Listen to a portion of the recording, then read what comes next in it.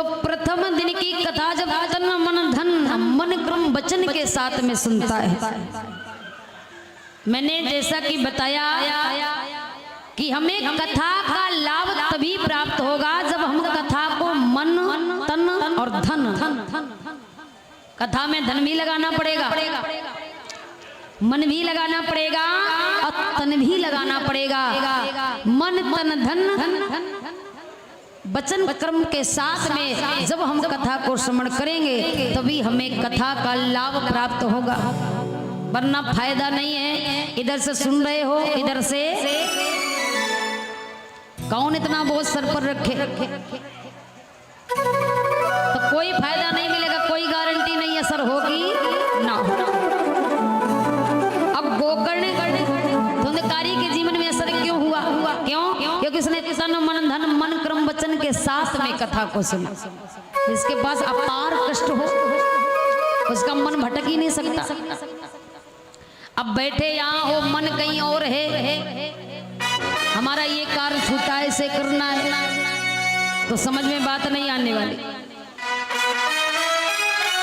तो आज इस प्रकार जब पहले दिन की कथा को सुना तो एक गांठ टूटी, द्वितीय दिन की कथा को श्रवण किया, 2 गांठें टूट गई। जैसे जैसे दिन आगे बढ़ रहे हैं वैसे वैसे वो 7 गांठ की जो लाठी है उसकी गांठें टूट गई। जैसे 7 दिन संपन्न हुए, 7 गांठें टूट गई। स्वयं भगवान अपना विमान लेकर के आते हैं, धुंधकारी को अपने विमान में बिठाया, चलने लग गए। अब सारे श्रोता कहने लगे, प्रभु ये कैसा आपका व्यवहार है? अरे हम लोग इतने मन से कथा को सुन रहे हैं, आपने हमारे लिए विमान नहीं लाए, और ये पापी होकर के आप इसके लिए विमान लेकर के आए, इसने क्या ज्यादा अच्छी तरीके कथा सुनी?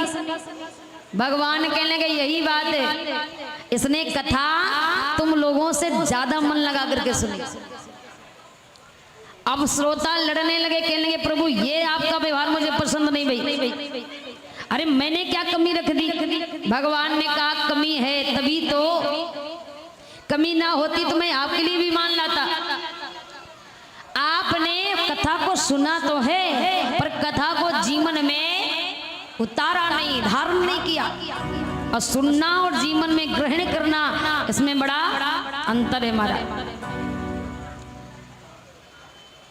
जैसे इतनी बात कही, देवता कहने लगे तो फिर कैसे सुनो? भगवान ने कहा जैसे धुंधकारी ने सुनी वैसे सुनो। इसने एक भी पल के लिए अपने मन को इधर से उधर नहीं होने दिया, एकाग्र चित्र होकर के कथा को सुना।